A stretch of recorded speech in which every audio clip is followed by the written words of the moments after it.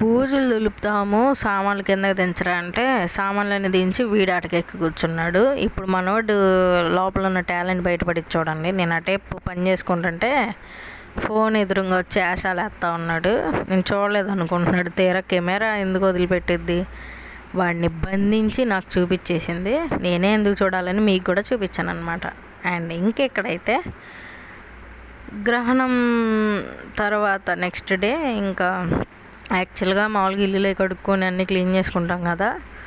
So నవరాత్రులు కూడా వస్తున్నాయి మంత్ ఎండింగ్ అనేసి ఇల్లంతా అయితే డీప్ క్లీనింగ్ చేసుకుంటున్నాం. మళ్ళీ వినాయక చవితి అని చెప్పి 1 month బ్యాక్ చేశాను, మళ్ళీ చేస్తున్నాను అనమాట. చాలా దుమ్ము వచ్చింది. ఇంకా సామాన్లన్నీ నీట్గా తుడిచి పెట్టేయచ్చులే అనేసి తీస్తున్నాను. అండ్ ఇంకా అట్లాగే ఒక పుణ్యక్షేత్రానికి అయితే వెళ్తున్నాం అనమాట. ఎక్కడికో గెస్ చేయండి.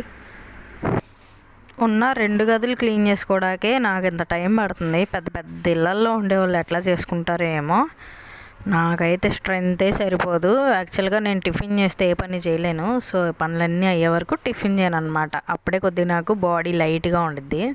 ఇంకా మా తమ్ముడు ఉన్నాడు కాబట్టి వాడు హెల్ప్ చేయడం వల్ల 1.5 hourలో అయిపోయింది నాకు 2 rooms డీప్ క్లీనింగ్. జస్ట్ సామాన్లన్నీ అయితే తుడిచిపెట్టేశాను. ఇంకా వీడైతే ఫ్యాన్ అవన్నీ కూడా క్లీన్ చేస్తాడు నీట్గా, ఏసీ అన్నీ. ఇంత బూజు అయితే అవుతున్నాయి, పాముల్లాగా ఎలాడుతున్నాయి అనమాట వాడు దులుపుతుంటే. సో అట్లయితే క్లీనింగ్ చేసుకున్నాము. మీరు ఇంతేనా? గ్రహణం, అమావాస్య ఎక్సెట్రా ఎక్సెట్రా అయిపోయినాక ఇట్లాగే క్లీన్ చేసుకుంటారా? కామెంట్ సెక్షన్లో కామెంట్ చేయండి నాలాంటి ఓసిడి ఉన్నోళ్ళు. ఈ షార్ట్ అయితే ఇంతే. నచ్చితే like, share, subscribe for more videos. ముందు వీడియోస్ చాలా బాగుంటాయి. కంపల్సరీగా వాచ్ చేయండి మన ఛానల్ని. బాయ్.